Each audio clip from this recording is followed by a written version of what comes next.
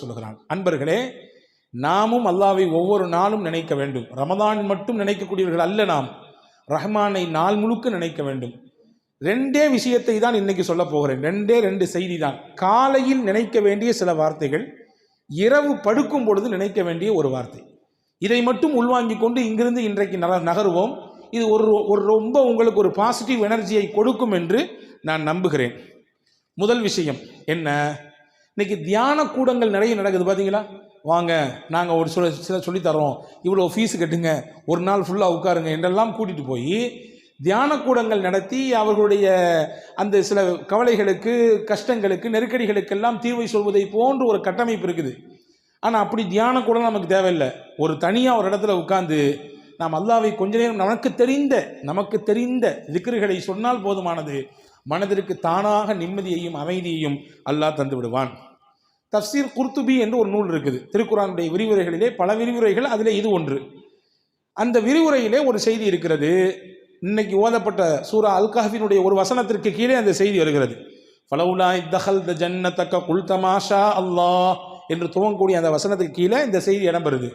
என்ன செய்தி அப்படின்னா, யார் ஒருத்தர் டெய்லி காலையில் 4 தஸ்பீஹ் செய்கிறாரோ அல்லாஹ் 4 விதமான பாதுகாப்பு அந்த மனுஷனுக்கு தருவான். நீங்கள் பார்க்குறத பார்த்தா தெரியுது, டெய்லி காலில் செய்கிறது சரிதான், ஆனால் எந்திரிச்சா தான் செய்கிறது, எந்திக்கிறதே பெரிய பாடாக இருக்க என்று நமக்கு நினைப்பு இருக்குது. ஆனால் இந்தந்த பிரச்சனைகளிலிருந்து நாம் வெளியே வர வேண்டும் என்றால் நிச்சயம் எந்திரிக்க வேண்டும், சொல்லியாக வேண்டும். 4 தஸ்பீஹ் என்னவெல்லாம் அது? முதல் விஷயம் என்ன, மனிதனுக்கு மிகப்பெரிய ஆபத்தை தரக்கூடிய வஸ்துக்களிலே ஒன்று கண்பாடு. கண் இருக்குல்ல, ஒருத்தர் பார்க்கக்கூடிய பார்வையினால் பிரச்சனை வரும். நீங்கள் சொல்லலாம், கண்ணுலாம் சும்மாங்க, அதெல்லாம் யார் நம்புவா அப்படின்னு சொல்லலாம்.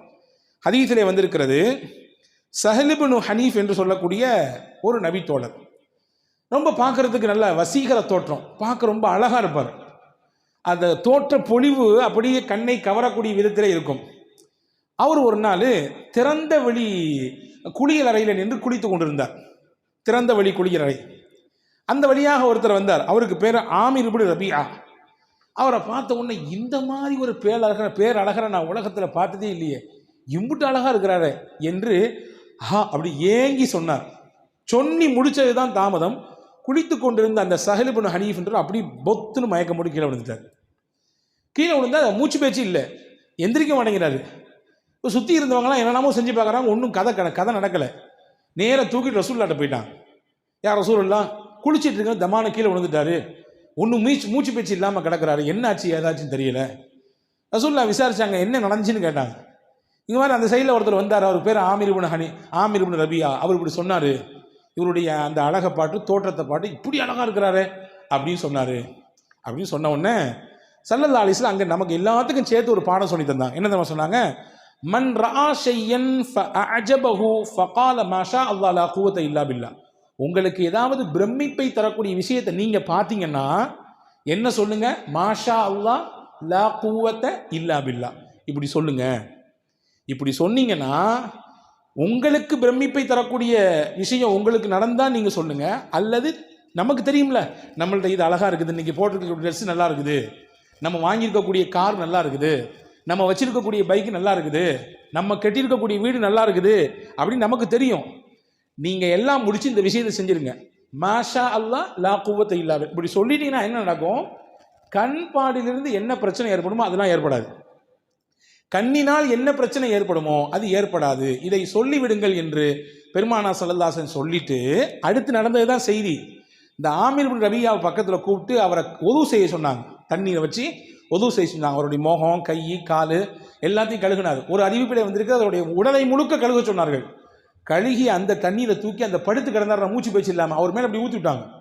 டபார்னு முடிச்சுட்டாரு. மற்ற தண்ணியெல்லாம் அடித்து பார்க்குறாங்க, முடிக்கலை. இவருடைய உடம்பிலிருந்து பட்டு வந்த நீரை தூக்கி ஊட்டினார்கள்.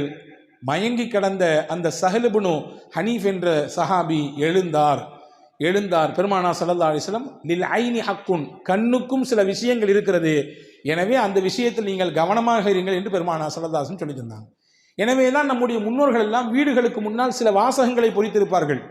வஹப் பின் முனப்பஹ் என்று சொல்லக்கூடிய மிகச்சிறந்த மார்க்க அறிஞர்களில் கட்டுப்பட்ட தாபீன்களுடைய வரிசையில் வரக்கூடியவர், அவருடைய வீட்டுக்கு முன்னாடி எழுதி போட்டிருப்பாராம். என்ன இதை? மாஷா அல்லாஹ் லா குவத்த இல்லா பில்லா. ஏன் எழுதி போட்டிருக்காரு? யாருடைய கண்ணும் வீட்டிலே இருக்கக்கூடிய நபர்களுக்கோ அல்லது வீட்டிலே இருக்கக்கூடிய பொருளை வந்து பார்த்ததற்கு பிறகோ ஏற்பட்டு விடக்கூடாது என்கின்ற அச்சத்திலே அப்படி எழுதி போட்டிருப்பார் என்பதாக வரலாற்று குறிப்புகள் இருக்கிறது. எனவே காலையில் எழுந்தவுடன் முதலில் நாம் மாஷா அல்லா லா குவத்த இல்லா பில்லா சொல்லிவிட வேண்டும். ஏன்னா உலகத்தில் நல்ல பார்வையோடு பார்க்குறத விட கொஞ்சம் அப்படி இப்படி பார்க்குறவங்க தான் நிறைய. இதுதான் யதார்த்தம், அதை புரிஞ்சுக்கணும். ஒரு ஊர் வழியாக ஒரு பாதையில் ஒருத்தர் நடந்து போய்கிட்டே இருந்தாராமா. போய்கிட்டே இருந்த உடனே ஒரு குளத்து ஓரத்தில் ஒருத்தர் நீச்சல் தெரியாமல் அப்படியே அங்கிட்டும் இங்கிட்டும் தத்தளிச்சுக்கிட்டு இருக்கிறாரு. இந்த நடந்து வந்தவருக்கு நீச்சல் தெரியும். டபார்னு குதிச்சாரு. குதிச்சு அந்த தத்தளித்து கொண்டு போகிற தூக்கி கொண்டு வெளியே கொண்டு விட்டார். இன்னொருத்தர் அந்த வழியாக வந்தார். ஏன் இப்படி என்னாச்சு திடீர்னு தூக்கிட்டியே அப்படின்னு கேட்டவுடனே அவர் சொன்னார், அந்த போர்டை பார்த்தியா, என்ன போர்டில் எழுதியிருக்கு, யாராவது இந்த குளத்திலே தவறி விழுந்து நீச்சல் தெரியாமல் தத்தளித்து கொண்டிருந்தால் அவர்களை யாராவது காப்பாற்றி விட்டால் அவருக்கு 500 ரூபாய் பரிசு, அதனால தான் செஞ்சேன் அப்படின்னாரா இவர். வந்தவர் சொன்னார், அந்த பக்கம் ஒரு போர்டு இருக்குது, அதை பார்த்தியா, ஏன் என்னது, அங்கே எழுதிருந்துச்சு யாராவது இந்த குளத்திலே விழுந்து இறந்து விட்டால் அந்த பாடியை தூக்கி வெளியே போட்டால் அவங்களுக்கு 5000 ரூபா பரிசு. இவன் சொன்னானா, நான் முதல்ல பார்த்துருந்து அதை செஞ்சிருப்பேனே அப்படின்னானா, நான் முதல்ல அந்த போர்டை பார்த்துருந்து அந்த வேலையை செஞ்சுருப்பேன், இதை முதல்ல பார்த்து தொலைஞ்சிட்டேன். இதுதான் யதார்த்தம். நிறைய நபர்களுடைய நினைப்பு இப்படி தான் இருக்கிறது. எனவே நாம் கண்ணிலிருந்து பாதுகாப்பு பெறுவதற்கு முதல் விஷயமாக இதை நாம் சொல்லிக்கொள்ள வேண்டும். 1. 2வது, ஷைத்தானுடைய தீங்கிலிருந்து பாதுகாப்பு பெறுவதற்கு பெருமானா ஸல்லல்லாஹு ஒன்று கற்றுக் கொடுத்தாங்க. அதுதான் ஹஸ்புன் அல்லாஹு வ நிஅமல் வக்கீல். எல்லாத்துக்கும் தெரிஞ்ச ஒரு திக்ரு தான் இது. புதுசாக ஒன்று நான் சொல்லி தரல. ஹஸ்புன் அல்லாஹு வ நிஅமல் வக்கீல் என்பது ஹஜ்ரத் சையதுனா இப்ராஹிம் அலைஹிஸ்ஸலாம் சொன்ன வார்த்தை. இப்ராஹிம் அலைஹிஸ்ஸலாம் சொன்ன வார்த்தை அது. ஹஸ்பி அல்லாஹு வ நிஅமல் வக்கீல் அவங்க சொன்னாங்க. இப்போ நம்ம சொல்லும்பொழுது ஹஸ்புன் அல்லாஹு வ நிஅமல் வக்கீல் என்று சொல்வதனாலே இந்த பெரிய அர்த்த வேறுபாடு வராது. இதை சொல்ல வேண்டும். இப்படி சொன்னால் அல்லாஹ் ஷைத்தானுடைய தீங்கிலிருந்து அந்த நாள் முழுக்க அவரை பாதுகாப்பான். ஷைத்தானின் தீங்கு என்பது ரொம்ப ஆபத்தானது. ஹாரூன் ரஷீத் பாஷா இருந்தாங்க ஒருத்தவங்க, ரொம்ப முக்கியமான மன்னர்களில் ஒருவர், ஜனாதிபதி. அவர் உமையாக்களினுடைய ஆட்சியில் முக்கியமான ஒரு ஜனாதிபதி, பெரிய பெரிய பரப்பளவை ஆட்சி செய்த மன்னர் ஹாரூன் ரஷீத் பாஷா. ஒரு நாள் அவர் தூங்கிட்டு இருந்தார். காலையில் ஃபஜருடைய நேரம், அரண்மனையில் தூங்கிட்டு இருக்காரு. வெளியிலேருந்து அவர் பேரை சொல்லி யாரோ சத்தம் கொடுக்காங்க, ஹாரூன் ஹாரூன் ஹாரூன், எந்திரிங்க எந்திரிங்க, நேரம் ஆச்சு, ஃபஜர் தொழுவுங்கன்னு. இப்போ இந்த மன்னருக்கு ஆச்சரியம், நம்ம பேரை சொல்லி இவ்வளவு துணிச்சலாம் யாருப்பா கூப்பிட்றா அப்படின்னு சொல்லி வெளியே வந்து பார்த்தாங்க. ஒருத்தர் நின்னார். நீ யார், நீயே இந்த நாட்டினுடைய மன்னர், நான் இவ்வளோ பெரிய பரப்பளவை ஆட்சி செய்யக்கூடியவன், என்னையை பார்த்து பேர் சொல்லி கூப்பிடுறிய, யார் நீன்னு கேட்டாங்க. அப்போ ஹாரூன் ரஷீத் பாஷா சொன்னால், நான் தான் ஷைத்தான் அப்படின்னா. அவன், நீ எழுப்பி விட மாட்டியப்பா, நீ வந்து தூங்க தானே வைப்ப, நல்லா தூங்கு, ஃபர்குது, இன்னும் நேரம் நிறைய இருக்குது, இன்னும் தூங்குன்னு சொல்கிற ஆள் தானே நீ, என்னை எழுப்பி விட்டுட்டு எப்படின்னு கேட்டாங்க ஹாரூன் ரஷீத் பாஷா. அவன் சொன்னானம்மா, 2 நாளைக்கு முன்னாடி ஃபஜர் தொழாமல் நீங்கள் தூங்கிட்டீங்க, எந்திரிச்சு உட்காந்து ஃபஜர் தொழுகலையேன்னு சொல்லி வருத்தப்பட்டு அழுது அன்னைக்கு ஃபுல்லாக அல்லாட்ட மன்னிப்பு கேட்டீங்க. நீங்கள் ஃபஜர் தொழுதுருந்தா கூட இப்படி பெரிய நன்மை அல்லாஹ் உங்களுக்கு தந்திருப்பான் போல தெரியல. ஆனால் ஃபஜர் தொழாமல் அம்பிட்டு தூரம் அழுது கண்ணீர் விட்டு அல்லாட்ட மன்னிப்பு கேட்டீங்கல்ல, உங்களுக்கு நிறைய நன்மை அல்லாஹ் கொடுத்துட்டான் அப்படின்னு சொல்லிட்டு சைத்தான் சொன்னானா. அதனால தான் அது கிடைக்கக்கூடாது அப்படின்றதுக்காண்டி இது கிடைச்சா கூட பரவாயில்ல அப்படின்னு நினச்சி இந்த வேலை செஞ்சேன் அப்படின்னு சொல்லி சைத்தான் சொன்னானா. இதை நீங்கள் தப்பாக புரிஞ்சுட்டு, சரி ஃபஜர் தொழாட்டியும் பரவாயில்ல போல தெரியுது, எந்திரிச்சு உட்காந்து 2 சொட்டு கண்ணீர் விட்டா போதுமானது, அஜரத்தே சொல்லிட்டாருன்னு நினச்சி நீங்கள் தப்பாக கணக்கு போடக்கூடாது. யதார்த்தத்தை சொல்கிறேன். ஷைத்தானுடைய நிலைப்பாடு எப்படி இருக்கும் என்றால், எப்படி ஒரு மனிதனை திசை திருப்பலாம், வழிகெடுக்கலாம் என்றே சிந்திப்பான். அப்போ அவனுடைய தீங்கிலிருந்து நாம் பாதுகாப்பு பெற வேண்டும் என்றால் டெய்லி காலையில் ஹஸ்புன் அல்லாஹு வ நிஅமல் வக்கீல் என்பதை ஓதிக்கொள்ள வேண்டும் என்று அறிஞர்கள் சொல்கிறார்கள். இது 2. 3வது, இது மட்டும்தான் நாம் கொஞ்சம் தெரியாத ஒன்று, திருக்குர்ஆனுடைய ஒரு வசனம், அந்த வசனத்தினுடைய ஒரு துண்டு. இதை டெய்லி ஒரு தடவை, ஒரே ஒரு டைம் ஓதினா போதும். என்னது அது? வ உஃபவ்விது அம்ரி இலல்லாஹ், அவ்வளோதான். வ உஃபவ்விது அம்ரி இலல்லாஹ், 4 வார்த்தைகள் தான்.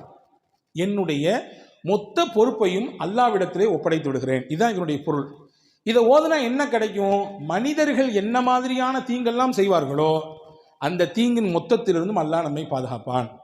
இதனுடைய இன்னொரு ரகசியத்தை சொல்கிறேன் கேட்டுங்க. நம்முடைய பிள்ளைகளை நாம் வெளியே அனுப்புகிறோம், காலேஜுக்கு அனுப்புகிறோம், பள்ளிக்கூடங்களுக்கு அனுப்புகிறோம். நம்ம வீட்டினுடைய பெண்கள் வெளியே போகிறார்கள், வேலைகளுக்கு போகிறோம். நம்முடைய பிள்ளைகள் வேலைக்கு போகிறார்கள், வெளிநாடுகளுக்கு போகிறார்கள். போகும் பொழுது யார் இந்த ஆயத்தை ஓதி அவர்களுக்கு பாதுகாப்பாக அல்லாஹ் இருப்பான் என்று சொல்லி அனுப்புகிறார்களோ அல்லாஹ்வுடைய ஈமானையும் பாதுகாப்பான், அவருடைய ஒழுக்கத்தையும் அல்லாஹ் பாதுகாப்பான். இன்னைக்கு காலகட்டத்தில் 2மே மிகப்பெரிய சவாலான விஷயம். ஈமானை பாதுகாக்கிறதும் பெரிய சவால், ஒழுக்கத்தை பாதுகாப்பது மிகப்பெரிய சவாலாக இருக்கிறது இல்லையா?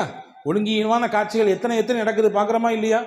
எக்கச்சக்கமான காரியங்களிலே இன்றைக்கு இலசுகள் சிக்கி தங்களுடைய எதிர்காலத்தை சின்னாபின்னப்படுத்திக் கொள்கிறார்களே, பார்க்கிறோமா இல்லையா?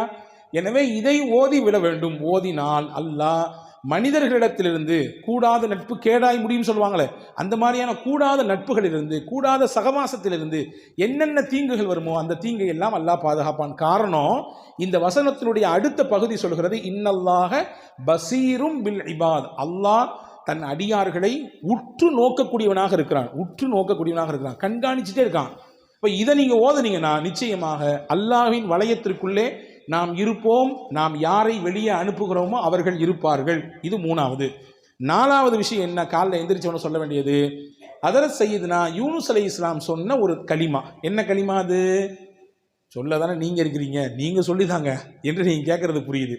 லா இலாஹ இல்லா அன்த சுபஹானக இன்னி குந்து மினல் ஸாலிமீன்.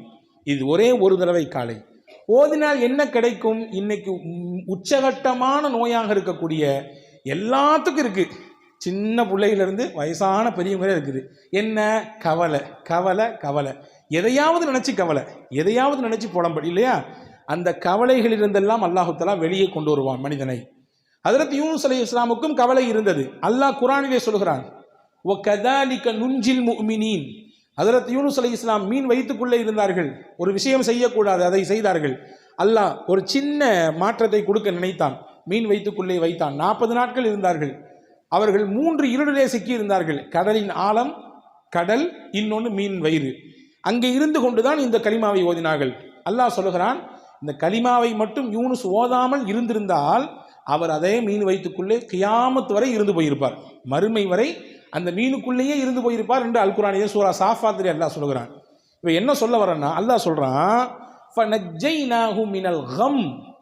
அந்த யூனுஸை இந்த கலிமாவின் மூலமாக அவருடைய கவலையிலிருந்து நாம் வெளியே கொண்டு வந்தோம். அவருடைய ஸ்ட்ரெஸ்லேருந்து நம்ம வெளியே அவரை தூக்கிட்டு வந்தோம் நல்லா சொல்கிறான். ஹஜ்ரத் ரசூல் ஸல்லல்லாஹு அலைஹி வஸல்லம் சஹாபாக்களுக்கு சொல்லி கொடுத்தாங்க, இதை நீங்களும் ஓதுங்கன்னு சொன்னாங்க. இப்போ சஹாபாக்கள் கேட்டாங்க, யார் ரசூலுல்லாஹ் இதை ஓதுனா என்ன கிடைக்கும்? அல்லாஹ் சொல்கிறது உங்களுக்கு தெரியலையா? கதாலிக நுஞ்சில் மூமினீன். அவ்வாறே மூமின்களையும் நாம் பாதுகாப்போம், மூமின்களுக்கும் கவலையிலிருந்து வெளியே கொண்டு வருவோம் என்று அல்லாஹ் சொல்கிறானே, அது உங்களுக்கு புரியலையான்னு கேட்டாங்க ஸல்லல்லாஹு அலைஹி வஸல்லம். எனவே கவலையிலிருந்து வெளியே வருவதற்கான மிகச்சிறந்த மருந்தாக கலிமே யூனுஸ் அலைஹிஸ்ஸலாம் ஓதி இந்த கலிமா இருக்கிறது. ஆக இந்த 4 விஷயத்தையும் டெய்லி காலையில் செய்துவிட்டால் அல்லாஹ்வின் அருளால் 4 விதமான பாதுகாப்பை நம்மால் பெற்றுக்கொள்ள முடியும். முதல்ல சொல்லிட்டா ரீவைண்டிங் பண்ணட்டுமா? முதல் விஷயம் என்ன என்றால், கண் பாடிலிருந்து பாதுகாப்பு பெறுவதற்கு மாஷா அல்லாஹ் லா குவத்த இல்லா பில்லா. ஷைத்தான் புறத்திலிருந்து அவனுடைய கேடுகளிலிருந்து பாதுகாப்பு பெறுவதற்கு இப்ராஹிம் அலைஹிஸ்ஸலாம் ஓதிய ஹஸ்புன் அல்லாஹ் வ நிஅமல் வக்கீல். மூணாவது, மனிதர்களின் தீங்கிலிருந்து நமக்கு பாதுகாப்பு கிடைப்பதற்கு, நம் பிள்ளைகளின் ஒழுக்கமும் அவர்களுடைய ஈமானும் பாதுகாப்பு பெறுவதற்கு குர்ஆனினுடைய வசனமாக இருக்கிற வ உஃபவ்விது அம்ரி இலல்லாஹ். நாலாவது, கவலை, நெருக்கடி, கஷ்டம் இதுவெல்லாம் நீங்குவதற்கு ஹஜ்ரத் யூனுஸ் அலைஹிஸ்ஸலாம் ஓதின லா இலாஹ இல்லா அன்த சுப்ஹானக இன்னி குன்து மினல் ஸாலிமீன். இது காலையில் செய்ய வேண்டிய 4 விஷயம். நைட்டு செய்ய வேண்டிய 4 விஷயம் ரொம்ப சிம்பிள். ஹஜ்ரத் ஃபாத்திமா அலைஹிஸ்ஸலாமுக்கு ரொம்ப உடம்பு வலி, வீட்டில் வேலை செஞ்சு செஞ்சு செஞ்சு கையெல்லாம் அப்படி காய்ச்சி போச்சு. ஹஜ்ரத் ஃபாத்திமா ரலியல்லாஹுடைய கணவனார் ஹஜ்ரத் அலி ரலியல்லாஹு சொன்னாங்க, உங்கள் அத்தாவை போய் பாருங்களேன், யாராவது ஹாதிமீன்கள் ஊழியர்கள் உங்களுக்கு பணியாளர்கள் இருந்தால் அவங்களுக்கு ஹெல்ப் பண்ணுறதுக்கு தருவாங்கல்ல அப்படின்னு சொன்ன உடனே ஃபாத்திமா அம்மா நேராக வீட்டுக்கு போனாங்க, ரசூல்லா வீட்டுக்கு. தான் வாப்பாட்ட பேசலான்னு போனாங்க, அத்தா அங்கே இல்லை, அம்மா தான் இருந்தாங்க, ஆயிஷா அம்மா இருந்தாங்க. என்னம்மா பிள்ளை வந்திருக்கேன்னு கேட்டாங்க ஆயிஷா அம்மா.